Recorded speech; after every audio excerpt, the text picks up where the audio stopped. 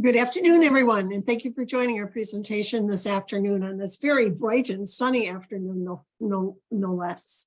For those of you that I have not had the opportunity to meet, my name is Sandy Haas, and I am serving as your Zoom host today. In addition to our very distinguished speaker, with me today is Program Coordinator Tom Eggert. It is my pleasure to introduce a member of the Retirement Opportunities Committee and my friend, who is serving as today's lead program coordinator. Please join me in welcoming Tom Eggert. Hey, Tom. Thanks. All yours. Thanks, Sandy. So I'm really excited about today's session, given sort of all that's going on in the U.S. and with the Congress and political parties. It just seemed like a very opportune time to talk about sort of what's gone on in the past and how we gotten to where we are with the Republican Party. So joining me is David Cannon, who's a professor in the political science department here at Madison. He's been department chair a number of times, currently not serving in that role. He's been a Fulbright scholar in both Germany and in Hungary. His PhD comes from Minnesota, but most importantly, his interests are in politics. I mean, he teaches in the political science department. So his specializations are Congress.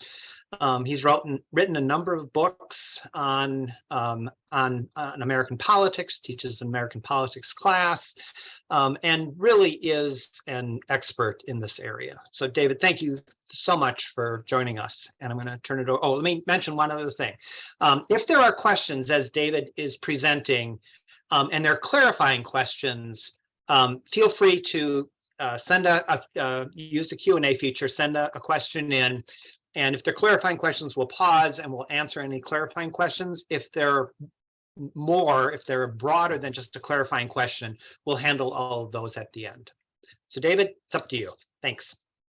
Perfect. Thanks so much, Tom, for that introduction. And one thing I don't think I did mention to Tom or Sandy ahead of time, but important thing to mention is I am going to be joining your ranks at the end of this semester. I'm retiring at the end of the spring semester after 32 years here at Madison, and I started my teaching career at Duke University. I was there for 5 years.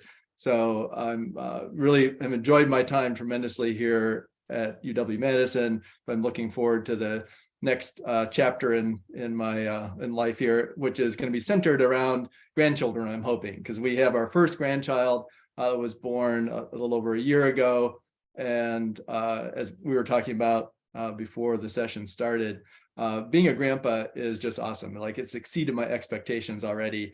And it just is so much fun to see this little person start to develop now and it's turning into a little human at this point. And it's just, been really great. So we'll be spending more time up in Minneapolis, still, be staying here in Madison too. So maybe I'll join the association and get to see some of you at events in the future. So today, we'll be talking about the Republican Party. Let me share my screen here so you can see the slides. All right.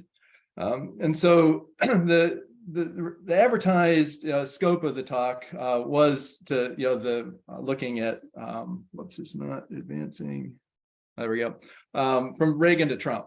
But giving the context of the Republican Party, I think it's best to provide a little bit of a broader historical context even.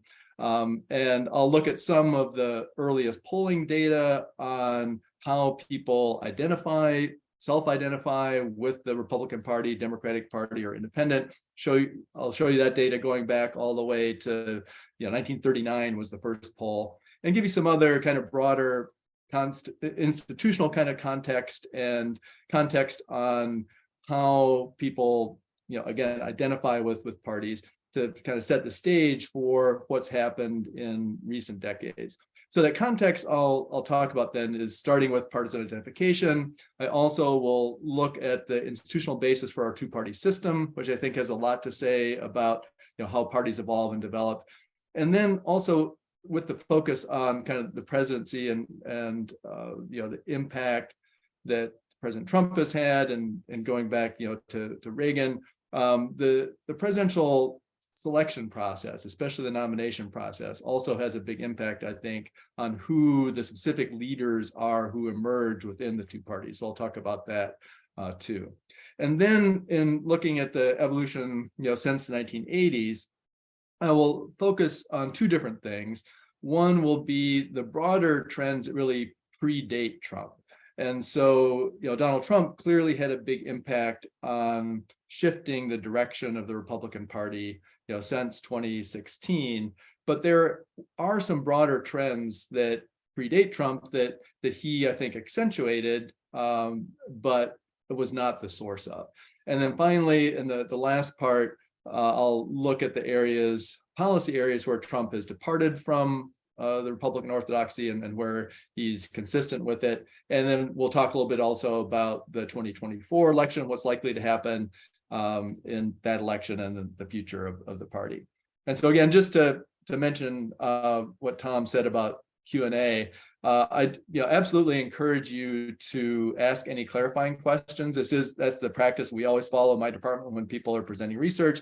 I think it's helpful to make sure we're all on the same page as I'm going through a lot of these slides that will be fairly data heavy in terms of some of it's pretty straightforward in terms of the polling data, but then some of the other things may be measures or ways of measuring ideology, for example, that you're not as familiar with. So if there are clarifying things, I encourage you to ask those.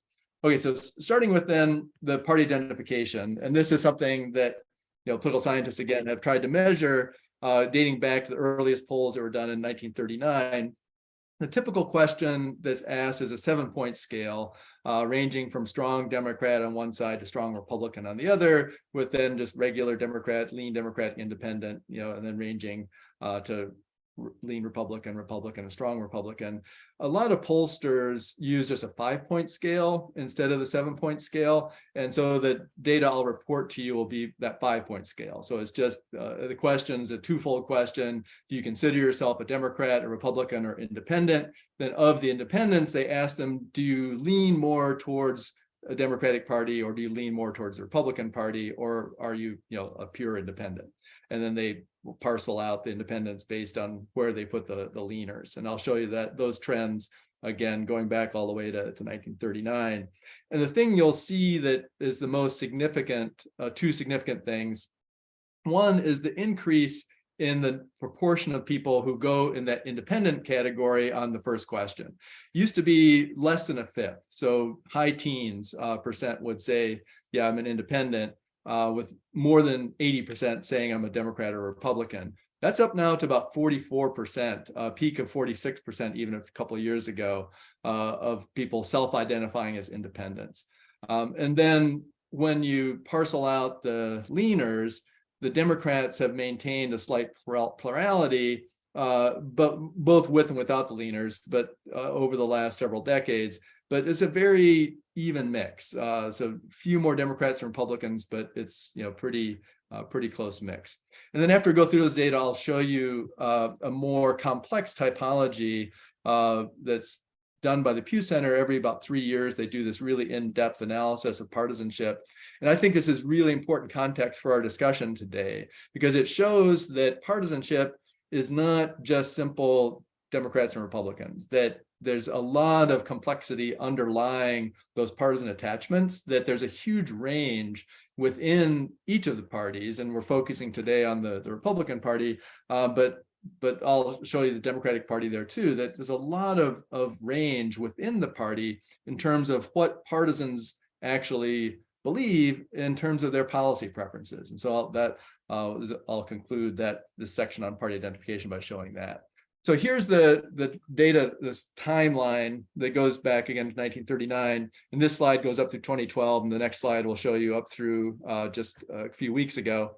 And so you can see that the blue line is the Democrats, the red line's the Republicans, the gray line is the independents. And you can see this upward trend I was talking about of in the earliest polls, between 15 to low 20% were identified as independents. And by the end of this time series, you're up to almost 40% saying independents. And you can see also that the Democrats have an edge over Republicans, and sometimes a pretty substantial edge. Like you go back to the mid 1960s, and there are about exactly twice as many people identifying as a Democrat as opposed to a Republican, about 52% compared to 25%.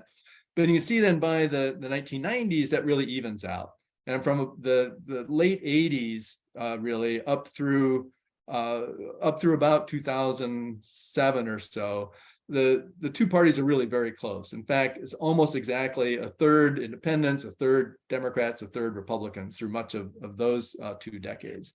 And then in the most recent period, and this slide now breaks it out into 2 different ways of doing it. I mentioned, the leaners can either stay with independents, or the leaners can be allocated to either Democrats or Republicans if they self-identify as leaning one direction or the other. So the bottom part of this slide then continues that timeline up through the 2021, and then I show the data there at the edge of the slide from just a few weeks ago, from February 23. And you can see that again in this recent period from say 2010 up through this most recent poll in February of this year, Democrats and Republicans are very even. That in this last poll, you have 44% saying they're independent, 28% Democrat, 27% Republican. And again, if you go back to 2012 when the previous slide ended, you can see the Democrats are always slightly above the Republicans, with the exception of one poll back in 2019, I think it was. Republicans had a slight edge, but every other poll that the Democrats have a plurality, just a slight lead over the Republicans, but it's again very close for these last couple of decades. And then if you include the leaners with the partisans, you can see that again the Democrats going back to around 2010 or so have had a slight lead, anywhere from 1 point to 9 points or so in party identification for the last couple of decades, again with one exception where the Republicans did have a slight edge there. The most recent poll had Democrats with about a 3-point edge over Republicans. But again, very even split. The country is certainly very evenly divided now when it comes to party identification. But the point I want to come back to that I think is the most important takeaway here from this timeline is the fact that we now have substantially more people saying they're an independent than a Democrat or a Republican, 44% compared to 27 and 28%. And that's something that you can see that in the last 2 decades, that's about a 10-point difference, 10 points higher. The range is between like 40 and 46 for the last couple of decades. The previous decade, the range was more from 30 to 30 to 40, but mostly in kind of the mid 30s. So we've had about a 10% increase in the proportion of people self-identifying as independents now. And so what this means, I think, for discussions of the future of either party is that partisan leaders need to really pay attention to what those independents want. And here is something I think that independents tend to reject the more extreme politics of the right and the left, that they tend to be more centrist, more moderate. So to the extent that one party or the other ends up going too far in one direction or the other, you will tend to alienate those independent voters. And so we can come back and talk about that more in a bit. But now this more so before we get to the Pew study, I did want to look at some evidence of the sort of factions within the Republican Party that predate Trump. And I found this article in the National Interest, which is a more conservative right of center publication, where Henry Olson wrote an article talking about the different factions within the Republican Party, and broke it into these 4 groups. So the moderates, what he figured about a quarter to 30% of the party, and they had backed candidates like Lamar Alexander, 96, John McCain in 2008, Ron Paul or John Huntsman in 2012. And then the somewhat conservative, these again would be, this is a group I think we would call kind of the mainstream Reagan Republicans. And he figured that as about 35 to 40% of the party. They're sort of the bedrock of the party back in 2014. And they're the group that always backs the winner. So Dole in 96, George W. Bush in 2000, McCain in 2008, Romney in 2012. So they're again, kind of the bedrock of the party. And then you have about 20% that are very conservative evangelical. So Pat Robertson, Pat Buchanan, Brownback Huckabee, Rick Santorum, those would be the types of candidates they were supporting back in the pre-Trump years in the party. And then the very conservative secular voters, so not connected to the evangelical conservatives, but secular. And there's a smaller group, 5 to 10%, he estimates, and that would be people like Forbes and Herman Cain, Rick Perry, Newt Gingrich. And so that was the way that at least one prominent Republican pundit, viewed the breakdown of the party, before Trump. And so what does Trump then do to this analysis? And it's really pretty interesting, actually, I think. And this is the Pew study that I mentioned then, and they do this survey, I think every 3 years, maybe. So the next one will be coming out next year. And they have a whole series of policy questions that they ask a national representative sample on a whole range of questions having to do with kind of hot button issues like abortion and gay rights. They ask about civil rights, about national security, the role of the government in the economy, the free market, just a whole range of questions to try to figure out what are people's real sort of beliefs in terms of policy. And so they break up the electorate then into these 9 different groups of 4 that are Republican leaning, the faith and flag conservatives, the committed conservatives, the populist right, the ambivalent right, and then 4 Democratic leaning ones you see there at the bottom, and the stress sideliners. These are the folks that are more of the independents typically, and they're not as involved in politics. That's why they're called the sideliners. They don't vote as frequently as the others. And the group here that is pretty clearly the Trump group, as it turns out, I'll show you in a little bit, is this populist right. And they now are a pretty significant chunk of the Republican Party. And they have views that are actually fairly different than the views of many of the other Republicans. And I'll, again, show you slides on that coming up. But the breakdown in the left-hand column then shows the whole, the general public. Then it breaks it down for Republicans and Democrats. And here they include the leaners with the self-identified Republicans and Democrats. And so you can see in that middle column then is where all the Republicans fall. And then the far right column is where all the Democrats fall.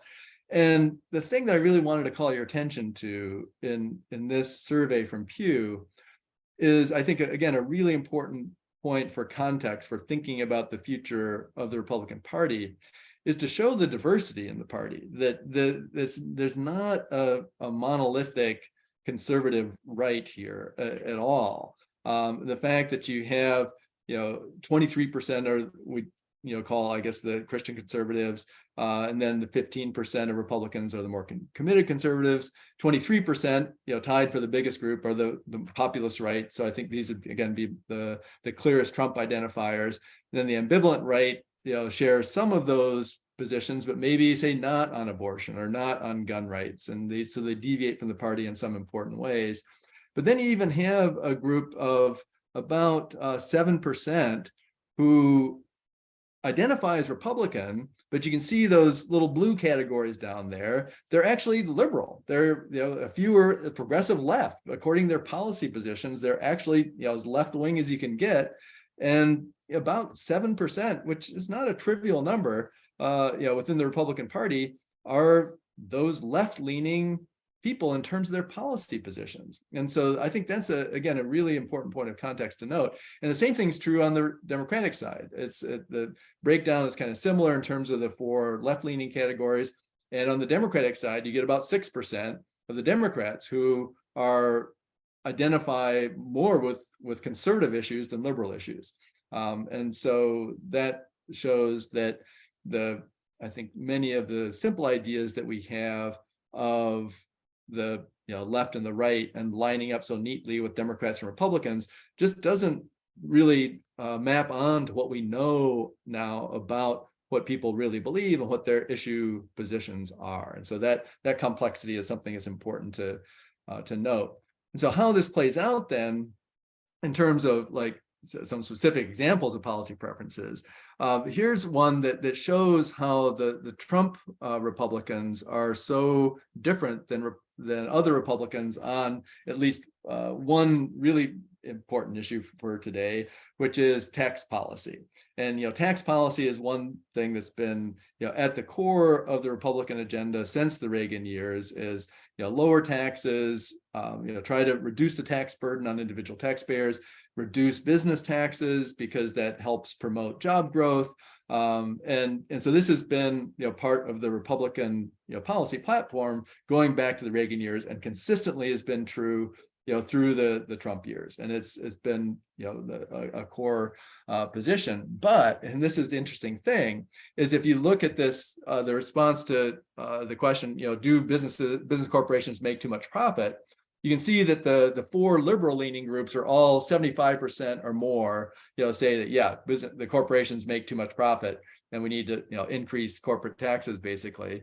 3 of the 4 Republican groups are 25% or lower, but the populist right is up there with all of the Democratic groups in terms of holding a left-wing position there, that they are anti-big corporation.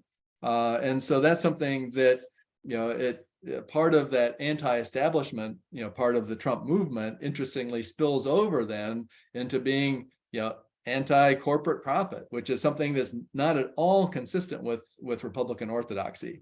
And even for the next question on taxes on households with income over 400,000, you can see that the populist right deviates from the Republican Party as well, not by as much as that previous question on corporate profits, but by a good 10 points. Over half of the populist right say, yeah, we need to raise income taxes on people making over 400,000. And even among the ambivalent right and the committed conservatives, you still have a third to 40% of those conservatives saying, yeah, we need to increase taxes on people making more than 400,000. And so again, that shows some diversity of opinion within the Republican Party that sometimes I think people aren't as aware of. And this again shows more of that diversity of opinion. And we won't go through all of these questions, but this is an example of the types of questions they ask in this survey. And there's the top one about the corporate profits and the individual tax rates. But you can see then on things like same-sex marriage should be legal in the United States. This is one where the ambivalent right, I mentioned, they tend to be more left-leaning on some issues. Only 29% say that same-sex marriage is bad for society. Only 29% of the ambivalent right say that, whereas 68% of the faith and flag conservatives say that. And so it's a pretty big difference on that. On the question of abortion, 84% of flag and faith conservatives say take the pro-life position, only 44% of the ambivalent right. And then this next question I think is really interesting, where government policy should support religious values and beliefs.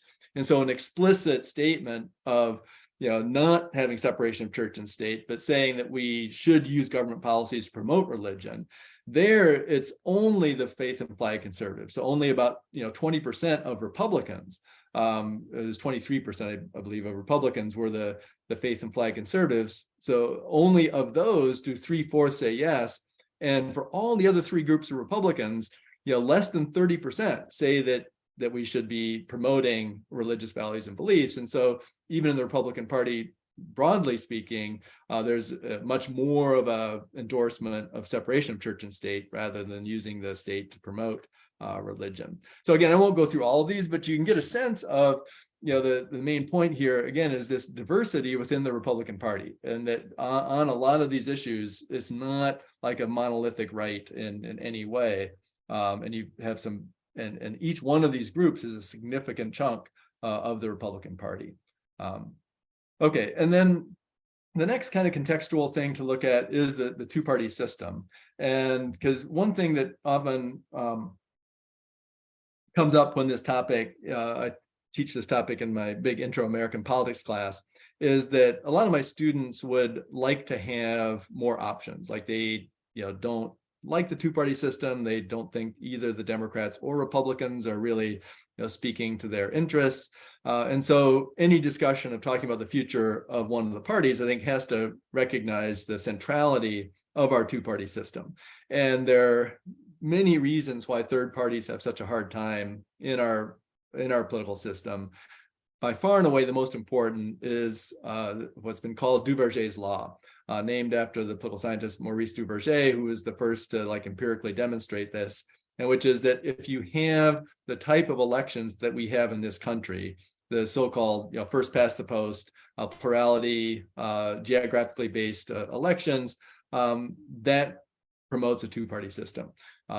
Compared to proportional system, like the most other Western democracies have, where if you get a certain percentage of the vote, your party will get that many seats in the national legislature. So like in Germany, they have a 5% threshold that if your party in the national elections exceeds 5%, your party will get at least 5% representation in the national legislature. In our country, you don't get anything if you get 5% of the vote or 10% of the vote or 20% of the vote, that you have to actually get the most votes to win a seat. And so anytime you have that winner take all plurality election, that means that third parties, there's a strong disincentive to vote for a third party, because it means that you could actually end up electing the party you really don't want to win, and basically throwing your vote away then. But all kinds of other aspects of our party system also promote the two-party system: ballot access, campaign finance laws, electoral college itself. The presidency is compared to a parliamentary system that has a prime minister, elected by coalitions in the legislature that often involve third parties. You get multi-party coalitions that elect the prime minister. Rarely do you have a majority winner in most parliamentary governments. And so the presidency, then, with the focus on the two parties, also promotes the two-party system. And so those are all reasons why we have the two-party system. And so again, that's an important piece of context for thinking about the future of parties. But, and as the last point there, the slide made, is that our two-party system is dynamic. It's not static. And this is a slide I love to show to point out, to make this point about how the two-party system changes. And this shows the election of 1896 between McKinley and Bryant, and comparing it to 2008 election between Barack Obama and John McCain. And the map has our traditional colors of red and blue for the Democrats, red for Republicans. And you can see that almost every state in the country that was Republican in 1896 has become Democratic by 2008. And every state that had been Democratic in 1896 had become Republican. There are just a handful of exceptions. And so this is, and these are the same two parties. This is, we still have the Republican Party and the Democratic Party, since 1860. We've had those same two parties. And what happened here is a complete realignment of the two-party system geographically.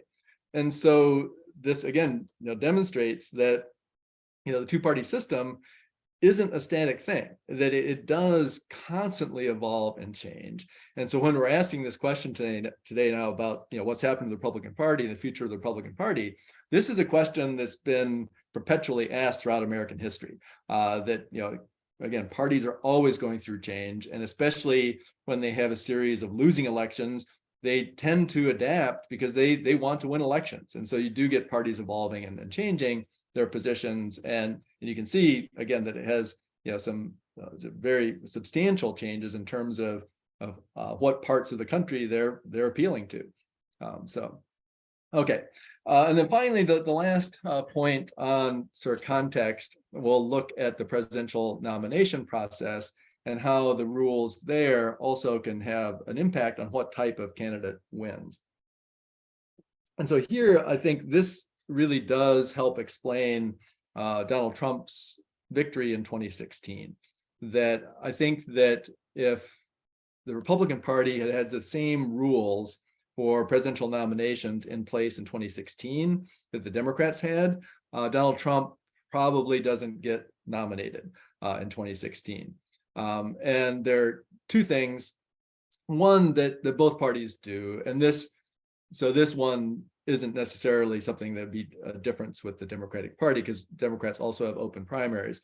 But Trump did better in open primaries than in closed primaries. And the next slide shows this, where at the top, this is percent vote shown here. The blue lines in this case are cases in which Trump won that primary, and the red ones are cases in which he did not. And you see he did much better overall in the open primary contest, because in open primaries, you don't have to be a registered Republican to vote in the Republican primary. You can also be an independent, or in some states that don't have party registration at all, anybody can vote in either presidential primary. And so Trump did better with independent voters. When it was just Republicans voting, he didn't do as well. And you can see that pretty clearly. So that's one institutional thing that helped Trump.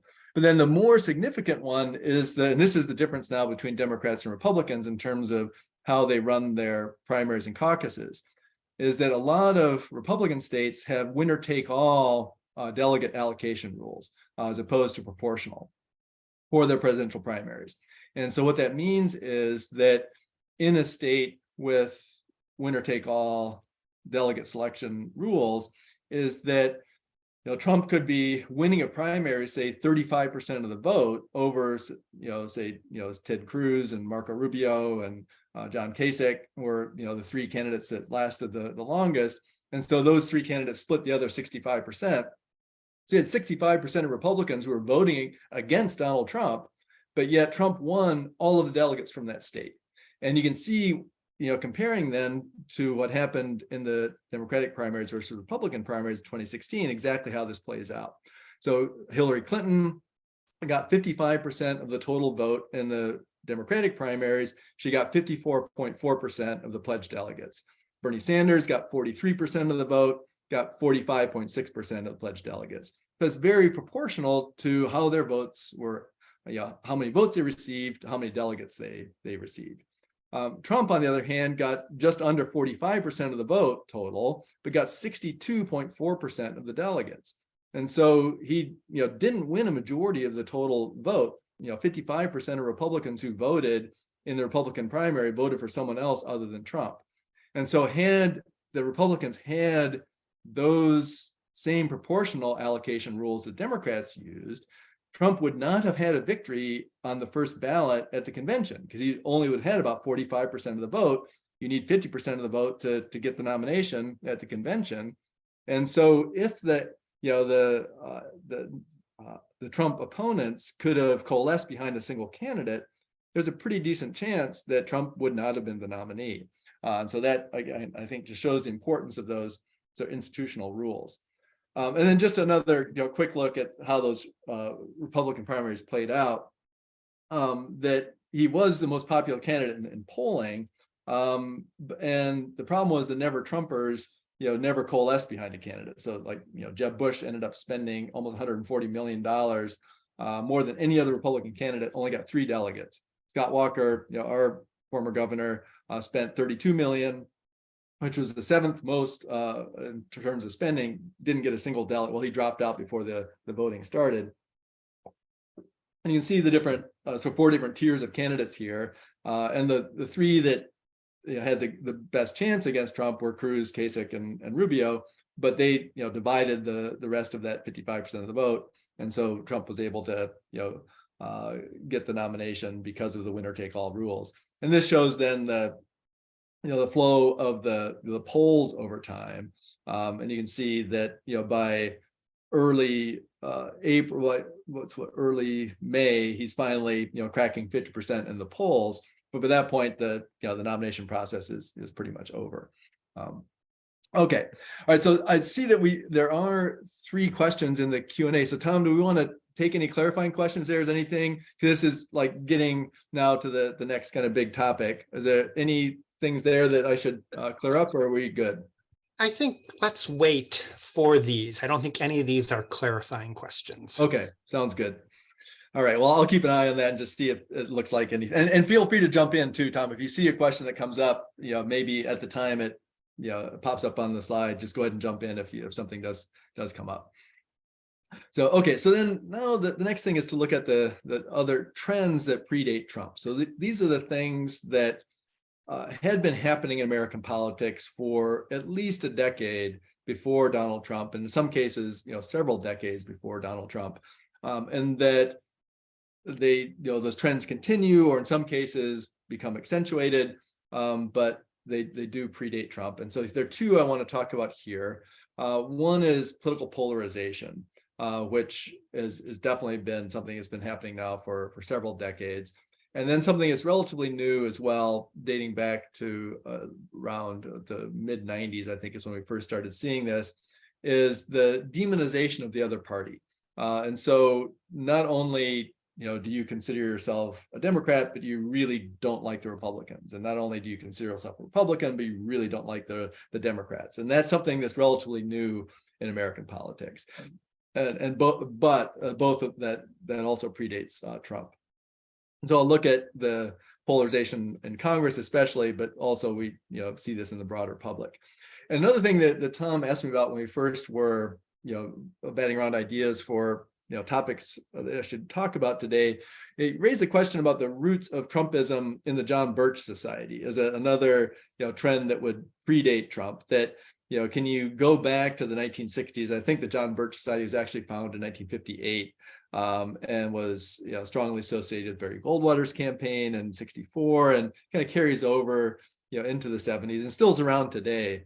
But so while it's certainly true that if you look back at the agenda, the policy positions of the John Birch Society in the 1960s and into the 70s, and it has many of the same ideas that Donald Trump has had in his political life, but even if you can make those connections, I think it does give too much influence to the John Birch Society to draw that kind of direct link, because the John Birch Society always has been a fairly small organization, very much a fringe group, and so I think again it's not something that you could draw a direct link, but there's no doubt that the ideas that the John Birch Society folks were talking about, things that are some libertarian kind of notions, very sort of anti-immigrant, very opposed to civil rights, and especially the 1960s, small government, anti kind of isolationist on foreign policy. A lot of those same ideas clearly percolate through to the Trump era, but again, I couldn't really draw a direct link there. Okay, so on polarization, then this is one way of visualizing polarization dating back to the late 1800s, looking at the House and Senate. And this is just based on a measure that political scientists use to look at ideological positions in the House and Senate based on roll call votes. And so every time Congress votes on a bill, you have to take a public roll call of the ayes and nays, and you have hundreds of these votes in every Congress, and we've done this all the way back to 1789. And what this measure, and the scale then of this measure ranges from -1 to the most liberal side to +1 to the most conservative. And this shows then the distance between the medians of the two parties. And so that's the measure of polarization, is that distance between the two parties. And you see that back in around the turn of the century, late 1800s, early 1900s, you had another fairly high level of polarization where the parties were over 0.8 of a point apart on this 2-point scale. So really a big division. And then through the mid 1900s, the two parties were really quite close to each other. That here you have the conservative Southern Democrats, you have the Rockefeller Republicans in New England that are fairly liberal, and so the two parties weren't that far apart, less than a 0.5 point difference on that 2-point scale. And starting in the 1970s and 80s, you can see that they start to divide again, and the big jump happens in the 90s, where the two parties really separate. And that has continued now, through the 2020s of this record level of polarization between the two parties. This is another way to visualize it, just looking rather than the distance between the two. This actually maps out the Republican Party and the Democratic Party. And you can see that the Republic, so both parties have gone, apart from each other, since the 1940s. You can see that distance increasing between the two. And the Democrats have become a little more liberal, so they have dropped down from an average of about minus 0.3 to about minus 0.4. So they've gone down about a tenth, over that period, and that's mostly having a lot of those Southern Democrats either leave the party or be defeated by Republicans, and so you don't have those Southern conservatives as much anymore. But then the Republicans, you can see they go from about a plus 2.25 or so. Up to about almost a 0.5, so about a quarter of points movement on the scale rather than a tenth of a point. So the Republican party's even become more conservative than the Democratic party's become more liberal in terms of causing that gap between the two parties. And then this last slide shows the current Congress that we have right now in the House, and this shows how separated the two parties are, where even the most conservative Democrat, the blue dots are each a Democrat, the red dots are each a Republican. You can see that the most conservative Democrat on the scale is still to the left of the most liberal Republican. That's a pretty substantial gap between the two.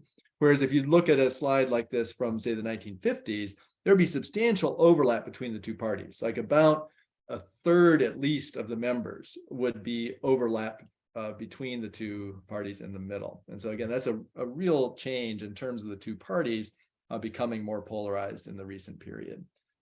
Okay, and now this demonization point is something that again has happened, and this starts to happen in the early 2000s. You can see it go up from 7% up to 16%. Now it's up to 27% of respondents who have an unfavorable view of both Republicans and Democrats. So it's kind of this negative view of the two parties. But then here's the part that shows the demonization, where this question asks, do you have a favorable or unfavorable or very unfavorable view of the other party? And back as recently as 2002 up to 2004, 2006, you have less than a quarter of the people saying that they have a very unfavorable view of the other party. And so for Republicans, you can see that now it's 62% of Republicans have a very unfavorable view of the Democratic Party, and 54% of Democrats have a very unfavorable view of the Republican Party. And this again is something that really has only happened since about 2004. And it's been a pretty steady increase since that time. So this is one of these trends where you could say that, and you do see that jump up for Republicans that happens in 2016. So that's the Trump effect, is going from 50% of Republicans not liking the Democrats up to about 65% at the end of Trump's presidency. So that's a 15-point jump there. But clearly this is a trend that predates Trump. And the same thing's happening on the Democratic side in terms of Democrats also not having a favorable view of Republicans, but at a slightly lower level. And so that, again, I think is an important, more general trend that predates Trump. Now, David, before you go on, just a sure. quick question. On the slide before the last slide, the one before this, the people, the 27% that hold an unfavorable view of both parties, I am assuming they're members of neither party. And so those are the independents? Yes, exactly. Those are mostly going to be the independents. Now, you'll get a few people who will identify as a Democrat and say, yeah, I don't really like the Democratic Party, but they still will call themselves a Democrat. But by far and away, the large majority of that 27% are independents. Yes. Yeah. So, I mean, I think you had said at one point, 44% of the people now consider themselves independents. Right. And so it sounds like 27 of that 44 really don't have very high opinions of either party. That's leaving right. a small number of independents that could be swayed to either side. Is there an alignment of that 27%? These are the people that just don't vote, and the independents that count are that difference between 27 and 44? Yeah, so right, that's a good point. This is a survey now of all Americans, not just of people who vote. And so I think you're exactly right, that this, a pretty large proportion of these folks are probably the most disaffected Americans who tend not to vote. If you really don't like either party, you're an independent, you're more likely to then just sit out the election. And so they didn't break it down in this part of the survey, but my strong sense is that a large proportion of these people are both independents, but also people who end up not voting. That's right. Yeah, very, very good point. Okay, so the next thing then, this is, I think, a very fascinating point on looking at this demonization of the other parties and the impact it has on presidential approval. And so what this shows is, going back to Dwight D. Eisenhower, the standard question is asked, do you approve of the job the president's doing? It breaks it down for Republicans responding and Democrats responding to that question of, do you approve of how the president's doing?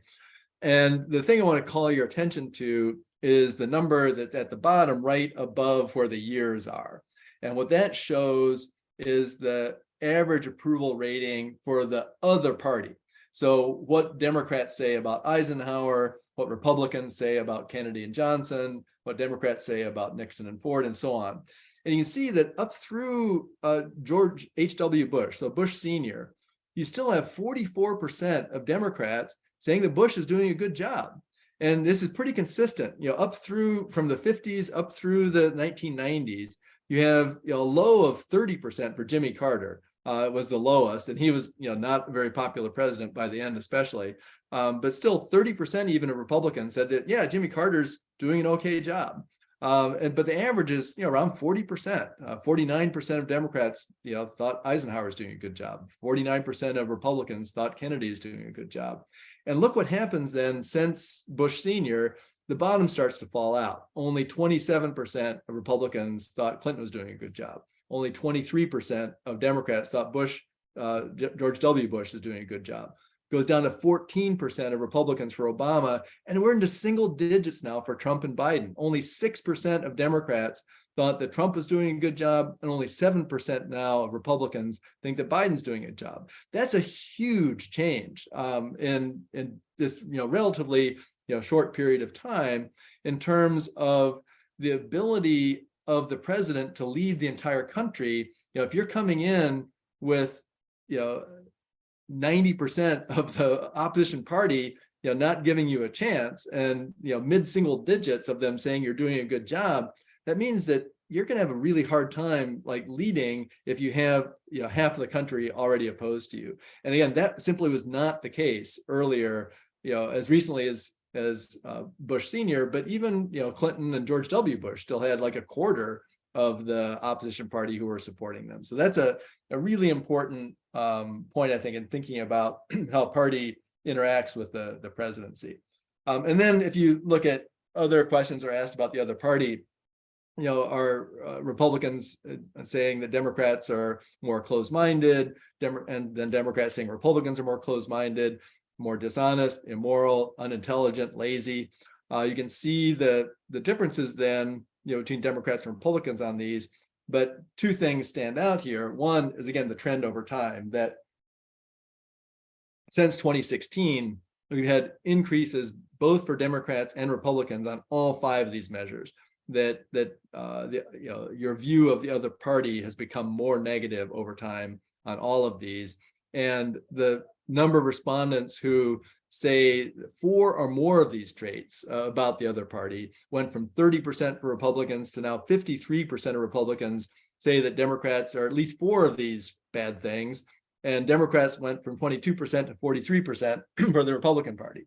And so again, this is a pretty recent development, and this does more correlate with Trump's presidency. So you can see those big increases happening during his 4 years in office. And so some of that at least is probably related to a lot of the sort of negativity surrounding the Trump presidency.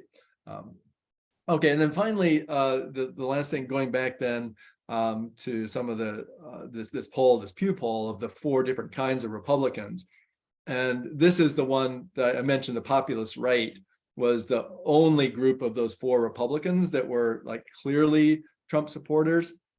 And they're the only ones that say that which has done the best job as president in the past 40 years, Ronald Reagan or Donald Trump are the two get most of the responses. A few people like the Bushes, not too many. The highest percent is 6% for H.W. Bush among the ambivalent right. So most are answering either Trump or Reagan. But for the populist right, it's the only group that mentions a pretty substantial plurality for Trump. The faith and flag conservatives have a slight edge, 48% to 46%, but that's basically a not statistically significant difference. Whereas the committed conservatives have a 14-point edge for Reagan, the ambivalent right has a 22-point edge for Reagan. And so this shows that, again, there are some pretty deep divisions within the Republican Party in terms of where do they see themselves? Are they more Reagan Republican or Trump Republican? And overall, you'd have to say that the party still, as of September 2021 is when this survey was done, there are more Republicans considering themselves to be a Reagan Republican, really, than a Trump Republican. Okay, so that's the trends part of it. Now looking at the discussion of the areas where Trump has aligned with the Republican Party and then where he's departed from the Republican Party. And so the areas of alignment are on things like taxes, abortion, gun rights and gun policy, race and civil rights, although you would have to say that Trump has been more extreme here in using that as more of a wedge issue than had been true in the past. And then also sort of endorsing more free market approaches and deregulation to minimize government regulations in areas like environmental regulations and so on, and much more pro fossil fuel, not as sort of eager to get involved in sort of alternative energies and climate change, kinds of policies. Those are all consistent, I think, with Republican policy. And then where Trump departed from Republican orthodoxy would be protectionist foreign trade policy. And in fact, in 2016, if you just looked at the text of the remarks that Bernie Sanders would make and Donald Trump would make about trade policy, they were pretty indistinguishable. Like they were saying almost exactly the same kinds of things about trade. Because traditionally, the Republican Party had always been a free trade party, as mainstream Democrats had been as well. And if anything, Democrats tended to be more protectionist, the part of the party that, more liberal wing of the party, like Bernie Sanders, because of labor unions and wanting to, sort of protect, domestic labor, they would be, somewhat more protectionist. But both parties, tended to be free trade, but definitely the Republican Party was very, very free trade before Trump. And then another area of departure is the more isolationist America First foreign policy. Because certainly Reagan and the Bushes were very much more internationalist in their approach, working closely with NATO allies, like when Bush Sr. Put together the coalition in the first Iraq War, and then George W. Bush with the second Iraq War. Those were working closely with our NATO allies to try to put those coalitions together, and in general seeing the United States playing a positive role in foreign policy around the world, whereas Trump was much more hostile to our NATO allies, complaining they didn't pay their fair share for maintaining the economic sort of contributions to NATO and so on. And then also on immigration policy, here, there certainly have been factions within the Republican Party that have been anti-immigrant in terms of immigration policy, predating Trump.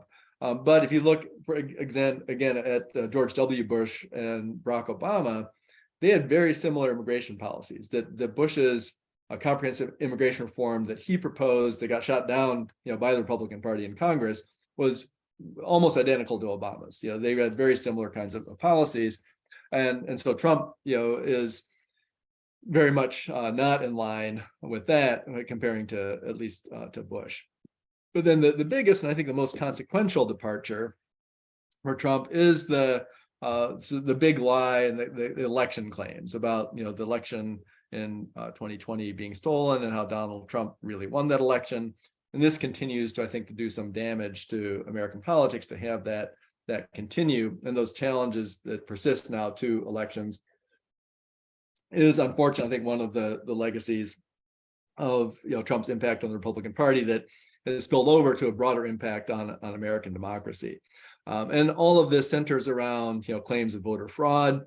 But this has then percolated into policy debates now in terms of if we have laws that try to make fraud more difficult, it decreases access to voting. And all of the evidence that actually has looked at voter fraud, the cases of fraud are vanishingly small. There was even this thing that was in the news just about a week ago of this big study of fraud in Arizona that the Trump supporters commissioned. Ended up showing that there was almost no fraud in Arizona, certainly not enough to change the outcome of the election. And they tried to bury the results of that, but that it was leaked out now, and as people have been talking about that now in Arizona. But here, if you look at the broader public, the interesting thing is that people in surveys want both more access to voting and more voting security. So people do want to have secure and safe elections, but they also don't want to limit access to voting. And so having this focus on fraud, really does undermine faith in the election process and leads to the polls like this, where 56% of Americans in the fall of 2021 thought that American democracy is under attack. 37% said it was not under attack and but is being tested, and only 6% said there's no danger at all. And then in that same poll, they asked about the access to voting. And so the rules around voting make it too difficult for eligible citizens who want to cast a vote. About 36% say that we, it's too much of a focus on limiting access. And then 45% say the rules around voting are not strict enough to prevent illegal votes from being cast. And then 19% say that neither one's really a problem. And then a different poll actually looked at the sort of the two sides of the coin in two different questions to show the sort of ambivalence that people have on this. And this shows that people both say that placing new limits on voting to protect from fraud is very important. And so overall, 74% of respondents, including pluralities of Democrats, say that, yeah, this is either very important or somewhat important, that we are trying to make sure we don't have fraud in our elections. But then at the same time, 81% are saying that it's very important or somewhat important that the government make it easier for people to vote.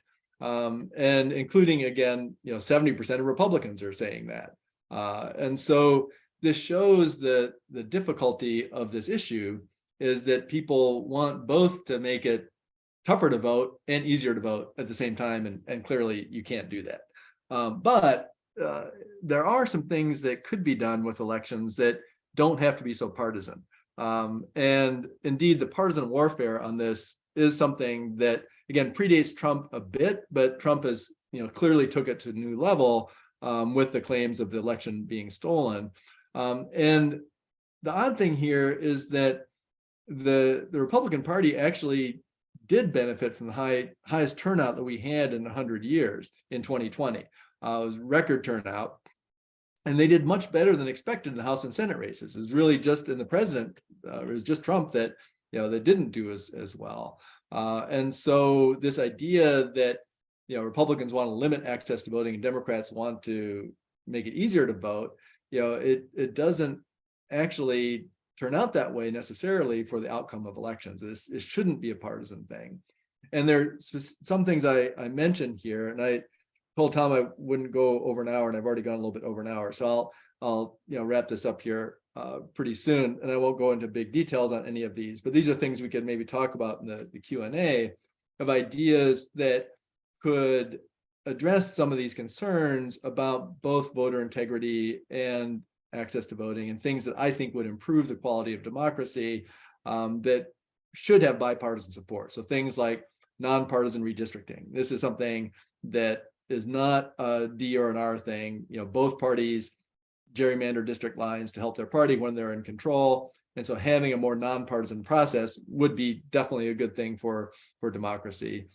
Things like universal voter registration deals with the Republicans' legitimate concern about keeping voter rolls up to date, but also makes it easier to vote.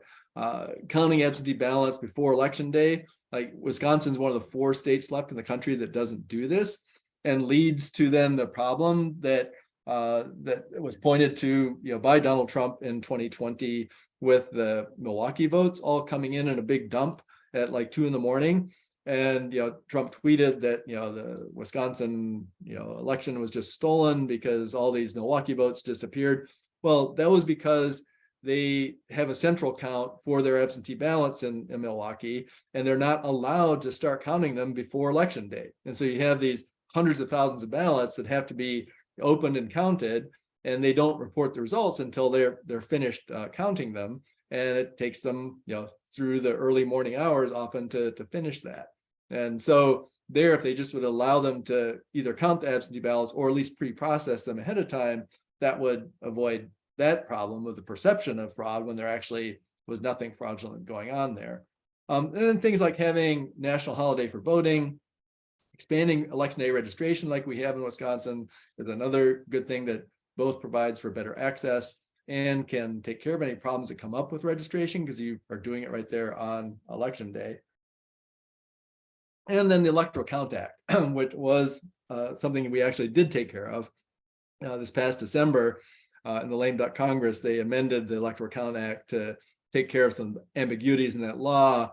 That is one of the things that contributed to January 6th. The whole idea that Mike Pence could unilaterally change the sort of have discretion over which electoral votes should count or not and send it back to the state legislatures clearly was not the case. But the Electoral Count Act was ambiguous enough in terms of the ground rules for when electoral college votes could be challenged when they're being counted, that now has been taken care of. So I think having a repeat of January 6th would be much harder to pull off now than was true in January 2021.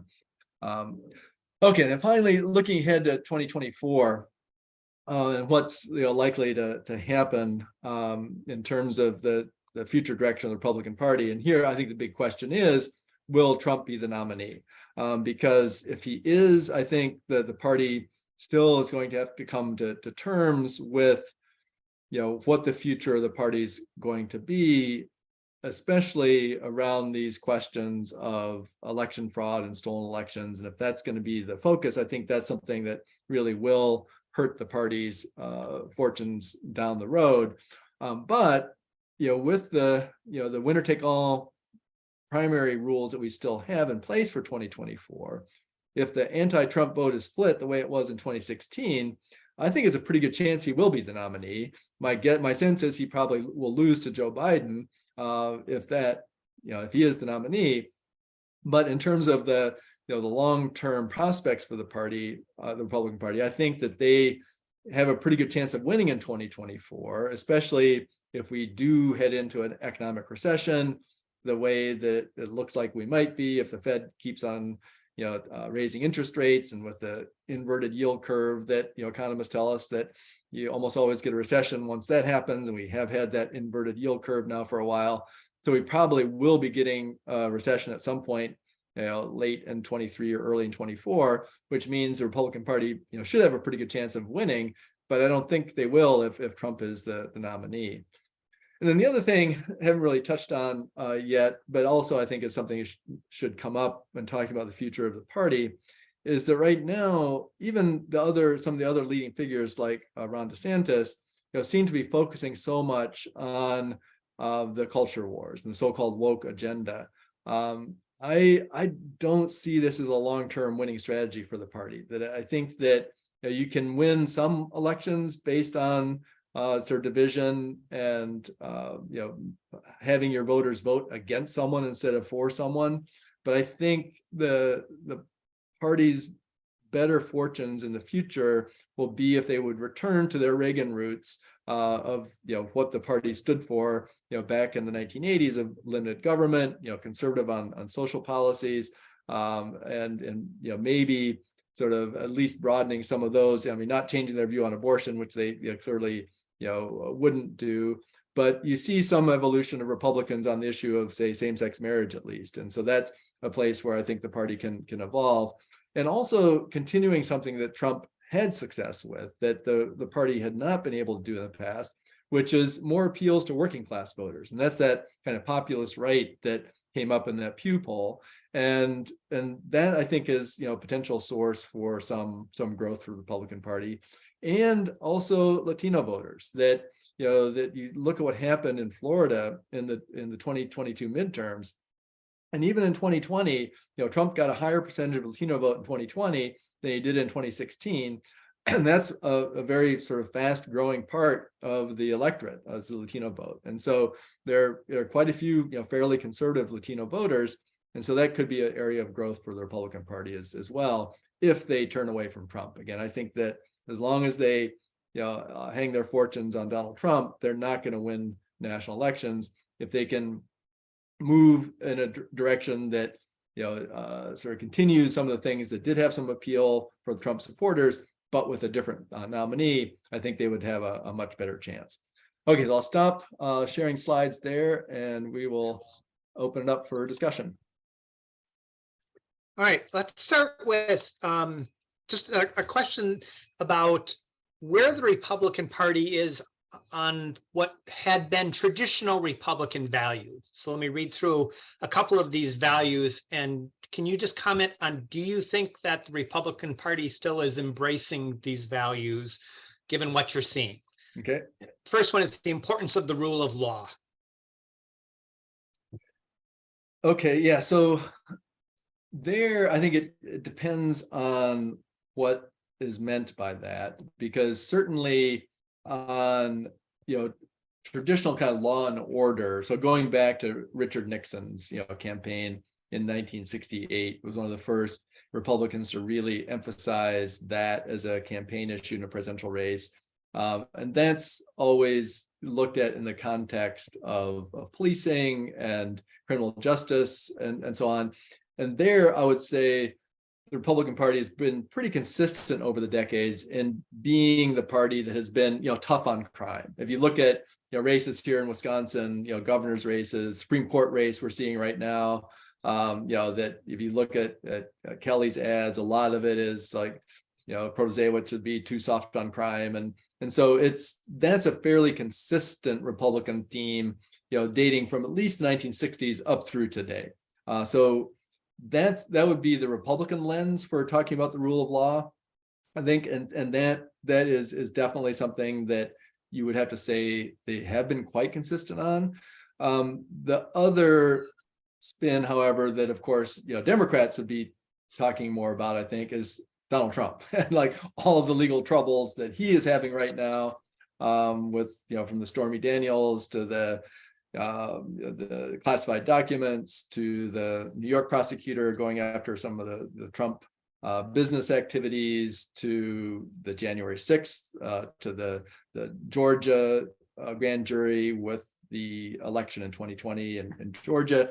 So that's what Democrats mean when they talk about rule of law in the Republican Party, is will the Republican Party stand up and actually try to hold Donald Trump accountable, or are they willing to look the other way on this to be able to endorse who they might still choose as their nominee for 2024?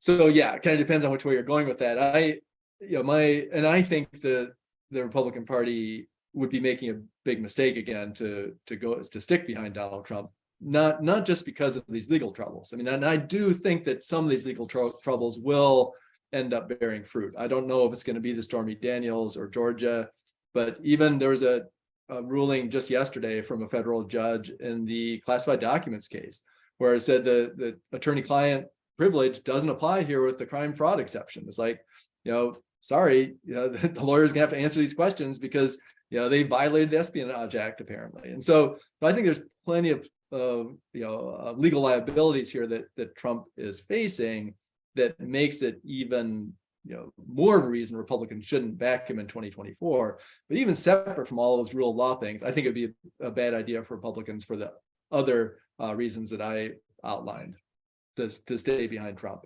Right. How about fiscal responsibility? Well, that's an interesting one. So fiscal responsibility has always been one of these things that it's a talking point when the other party is in power. So Democrats claim to be fiscally responsible when it's a Republican president, and Republicans claim to be fiscally responsible when it's a Democratic president, but both parties end up like engaging in deficit spending. With Republicans, it's through their tax cuts that they always since Reagan have done big tax cuts that often lead to big budget deficits. And we saw Bill Clinton was the last president to run a budget surplus, which he ran for his last 3 years of his presidency. George W. Bush comes in, cuts taxes, and we immediately go back into deficits. And so overall, if you look at fiscal responsibility, Democrats actually have had a better track record than Republicans overall on fiscal responsibility. But now we have Biden also engaging in some pretty massive deficit spending. And Republicans now are talking about fiscal responsibility when Biden's president, but they weren't worried about it when Trump was president. But again, both parties engage in that. That is definitely something that Democrats make hay on this when you have Republican office, and it goes the other way when the party script is flipped. Yeah. How about the small government role of local, or pushing things down to the local government value set? Yeah, so federalism and kind of what level of government should be making more of the important decisions. That certainly has been a very consistent theme in the Republican Party. And here again, dating back to at least Nixon and Reagan made this a big part of his presidency of devolving power to the states. And so that has been a pretty consistent theme throughout. Now, there obviously are departures from that when it comes to, again, traditionally a lot of national security issues, where Republicans have tended to be more pro defense spending than the Democratic Party in general. And so that calls for a bigger role for the national government, of course. So there are exceptions to this overall, but I think that is one of those themes where you'd have to say, looking at general tendencies, the Republican Party would be more the party of devolving more power to the state and local governments. The Democratic Party would be, in general, more in favor of having more power at the national level. And the last one is freedom. Yeah, so there too, it kind of depends on what part of freedom you're talking about. That looking at freedom from the perspective of the free market and limited government, then for sure the Republican Party is the party that favors more freedom, from the perspective of economics, low regulation, let business do its thing. That's how you get more economic growth, more job creation, and so on. Looking at it from a more of a perspective of civil liberties and certainly, abortion, the freedom to choose versus pro-life perspective, Democrats would be more on the side of freedom of individual choice, and on that side. And many of the civil liberties as well, you'd have to say probably, Democrats in general, although here you get some differences too, depending on exactly what part of free speech you're talking about and so on. So that's a complicated one, but on the economic side, yes, Republicans on the side of freedom. When it comes more to civil liberties, it's a more mixed picture, more mixed kind of bag. So we got a question that came in that says, well, what explains the populist right endorsing an extremely wealthy, corporately connected Trump? that would seem to be the opposite of what they would have endorsed.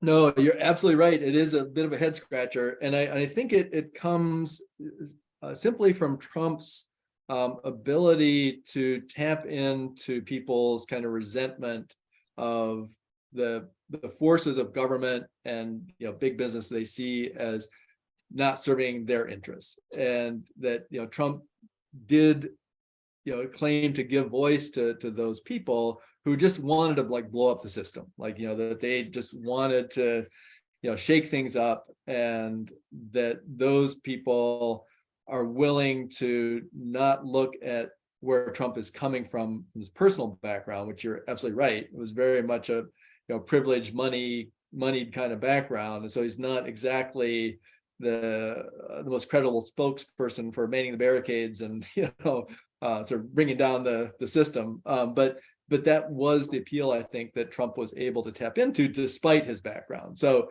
it is a little hard to understand how that happened, but that clearly, if you look at what those people in the poll say they believe in, and look at, and again, that's the one group that liked Trump better than Reagan by a substantial margin, and so they are very much Trump supporters, but yet they hold positions that it doesn't seem like it should line up with someone with Trump's background. That's a fair point. Well, and the other one, of course, is the evangelical question. That Trump was clearly someone in terms of, he's not at all a religious person. Like he really never has attended church really. Many times divorced, involved in all of these affairs and allegations of rape and everything else that not exactly somebody you'd expect to have the evangelical Christians line up with. And so to me, that one's even a bigger puzzle than the corporate business side. And you have no explanation for There's that. no explanation for that. I've got nothing on that. Okay. All right. So a related question is, what happens with the Trump Republicans in the future? Is there a chance that they break off or are pushed out by the Republican Party? Well, I think the Trump supporters are going to have a long influence on the Republican Party. And when you look at what people like Ron DeSantis, especially, who is very much endorsing a Trump kind of approach, and people then like Nikki Haley and Mike Pence, who are trying to dance around it in a way that Mike Pence will say something critical about Trump, but then he kind of backs away from it a couple of days later, and Nikki Haley's been kind of doing the same thing. That shows the power that Trump has in the Republican Party still today. That I think that their influence is going to be long lasting on the Republican Party well after Trump is gone. And I think you'll see it through people like DeSantis and others in the party that will continue with the Trump line even after Trump is no longer the leader of the party. So a question about speculating about the election in 2022. If it comes down to Trump and DeSantis, so how does that play out? They're both trying to occupy the same space, it seems. Right. And so here, if it's head to head, I think DeSantis could win. If it's Trump, DeSantis, Haley, Pence, and like 4 other people, then I think Trump wins. Because then you've got that problem again of the winner take all, and Trump's base is more committed than DeSantis's base. And so Trump could, win a lot of those primaries again with 35, 38, 40% of the vote, with 60 to 65% being split between the other candidates. He can emerge as the nominee because he has that committed base. And I think a bigger committed base than DeSantis has at this point. Now, again, if it narrows down to a head to head, at that point, I think DeSantis maybe could win the nomination if he gets enough of the non-Trump people to back him. Going back to your discussion about sort of the rise in unfavorable views of the other party. Mm-hmm. What role does the media play in that versus, sort of the parties themselves? Yeah, that's a really good question. And I think it's both mainstream media to some extent, but also social media. I would say that social media might even be a bigger impact on this than the mainstream media. Mainstream media, with accounting Fox and MSNBC, the 2 extremes that drive certainly some of that. But I think it's even social media that's doing more of that, and where people get into their media and social media bubbles and their silos, where they don't engage with and interact with information that counters their own beliefs. And what this does is that it makes it so you're taking in more and more of this information that's often either flat out wrong, like the fake news, or at least is put in such a negative light to often just demonize the other party. And if that's the main diet of news you're getting, again, both on the left and the right, that's why we see those numbers increasing so much of the negativity, I think, of the other party. It's not even just the media, but it's social media as well. I think it has a big impact on this. In fact, there were some interesting studies done of this a few years ago that compared news consumption back in the era of network TV. When you had, when we were growing up, Tom, it was ABC, NBC, and CBS. That was it. Right. You either watched Huntley Brinkley or Walter Cronkite or John Chancellor, and that, those were and that was it. And they were mainstream centrist sources of news. And so that's what people consumed. And that's the only thing that was on. Like, you didn't have all the other stuff, to choose from either with cable TV. Well, now two things that have happened when we've moved to all these, dozens and hundreds of sources of news, is that two things have happened. You have the segmentation of the silos that I talked about already. For the people who are interested in politics, they become more extreme and hate the other party because they go into their silo and only consume that news. That's the first effect. But the second is another big chunk, that 44% of the independents, the more unengaged folks, they go watch ESPN and the shopping network and everything else. They don't have to watch network news anymore. Whereas back in the day of the 3 channels, you couldn't watch anything else. Like, you had to, if your TV was on, you were watching the news at 5:30. That's what was on. And so that they called it accidental learning, that people, even who weren't engaged in politics, engage in some accidental learning of what was going on in the political world just because they had the TV on. And so they were consuming that kind of centrist news, even if they weren't really paying attention to it. Whereas now those unengaged people are really unengaged. Like, they just don't even follow politics. They don't have the news on at all. And so it's been a kind of a double whammy in terms of the media effect that's had a pretty bad impact on democracy, I think. So is there a fear, I mean, with the unengaged or the disengaged continuing to grow, that our elections are then shaped by a smaller and smaller minority of people that actually vote? And if that's a possible future, what do we do about that? Yeah, well, I mean, that is something we've certainly seen over the longer trend. But then we did have the record turnout in 2020, the highest turnout in 100 years in that presidential race. And so it shows that when you have a hotly contested election like that, with strong views on both sides, you can engage that middle group and get them to turn out. And you also now are having higher turnout among the base, the people who are the partisans.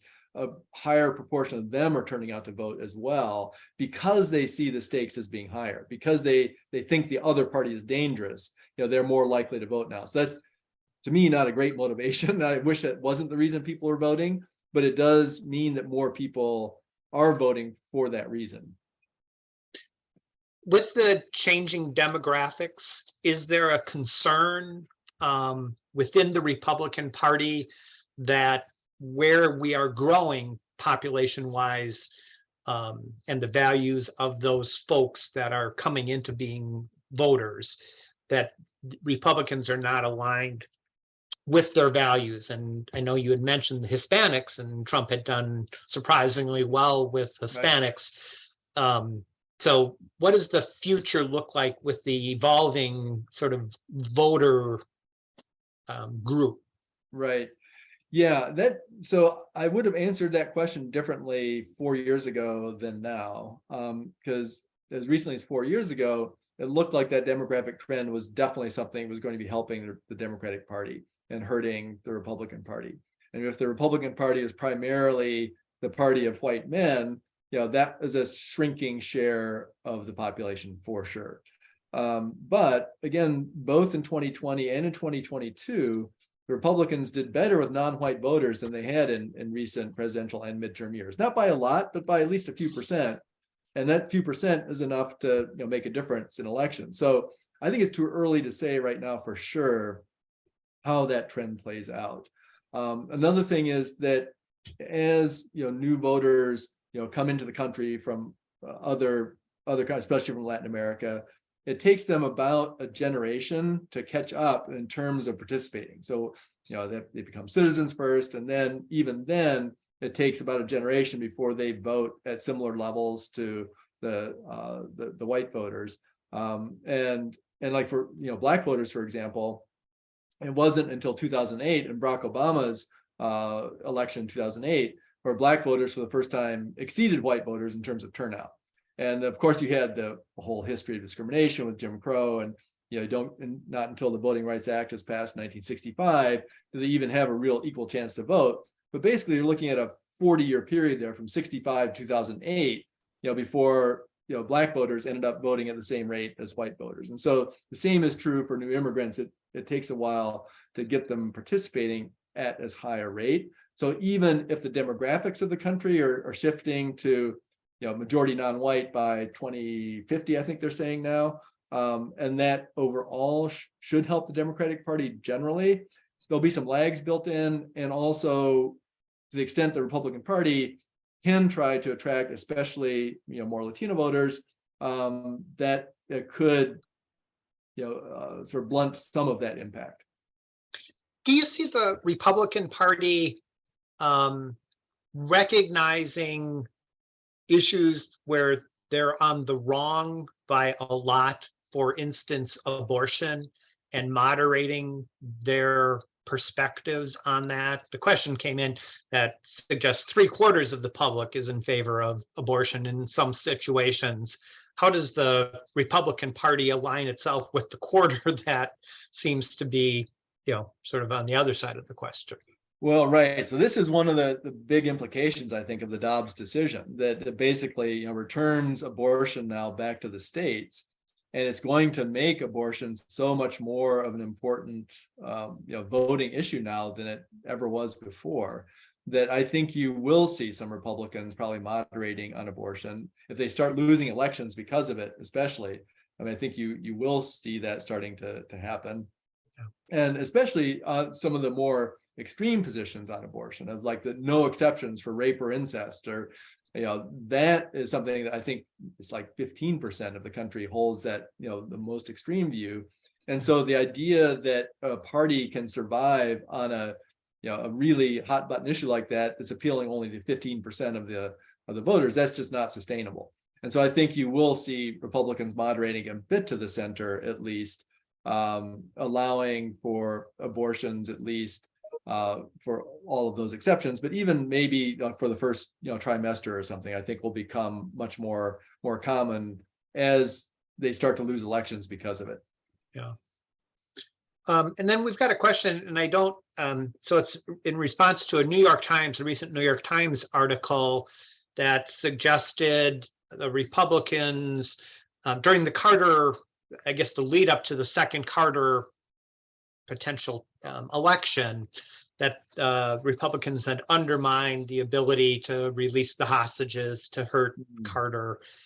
So I don't know the article. I don't know. Are you familiar with the article? And yeah, okay. Yeah, I did. Yeah, I did read about that. It was pretty big. I think it was in the Sunday New York Times had a big article about this, where one of the people who had gone with John Connally, who was a top Republican in Texas at the time, and ended up being in the Reagan White House, and I guess he was he Treasury Secretary, I think, under Reagan. And anyway, he did apparently go to 5 or 6 different countries in the Middle East to get them to try to lean on Iran not to release the hostages, and to say that Reagan will give them a better deal than Carter would, and so you should wait. And of course, the hostages are released like the day after Reagan becomes president. And so there had been even House and Senate investigations into this, because there had been allegations about this, back at the time in the early 80s. And the investigations in the early 80s that looked into it didn't have credible evidence that it happened. And some of the witnesses that claimed it happened weren't terribly credible. And so nothing ever came of it. But people always had assumed that's what happened, just given the timing of it was just so, it looked like that's what happened. Well, now you have basically, because, Jimmy Carter now, is in hospice and, won't be with us much longer. This other Republican operative who went on this trip with John Connally was having this moment of like just guilty conscience, and he wanted to, sort of lay it all out there. And he said, yeah, this happened. Like, we actually did do that. And so it again, the people who have looked at this story, were pretty convinced that we were, pretty sure that had happened, but now we have confirmation that it actually did. Yeah. So a follow-up question on the abortion question. I guess there's concern that we have to wait for years of lost elections before the Republican Party would change, would, sort of modify their positions. Do you have any suggestions on alternative routes for those that are looking, well, I mean, even let's speak in Wisconsin. So we have a law in the books that says, basically prohibits all abortions. How, Right. what are states doing, or what could be done even at the national level if Republicans are going to continue to sort of play the, we are not in favor of abortions at all. And Right. So, I mean, a lot of these cases, especially the more extreme versions, will be challenged in court. And I'm almost, it seems clear that our Wisconsin law will be challenged in court. And it's been a big issue in the state Supreme Court race here, where our Supreme Court, as you know, it hangs in the balance right now with this Supreme Court decision, or the Supreme Court election will decide whether or not it's a 4-3 conservative court or a 4-3 liberal court, depending on how the election turns out in a couple of weeks. So that's one route that will happen, I think, is that a lot of these laws will be challenged, especially the more extreme ones. And if there is a more liberal court, then chances are pretty good that those laws will be struck down. Now, what replaces it, will be interesting to see how that plays out, because in Wisconsin, at least, we have a Republican state legislature, a Democratic governor. And so if they try to pass something that's equally extreme, Evers would veto it. And so it's hard to know how that plays out, actually. It's a little tricky. But and then the other area, I think, where the courts could play a role is this Texas federal case right now having to do with the abortion pill, that's available for early, abortions within the first, 6-8 weeks. And there's a federal judge now who's poised to potentially, strike down access to that abortion pill in other states. And so that's something too that probably will make its way up to the U.S. Supreme Court, and it'll be interesting to see how the court rules on that one. so an issue that we haven't talked about are guns. And again, it seems that the Republican Party finds itself in a minority position.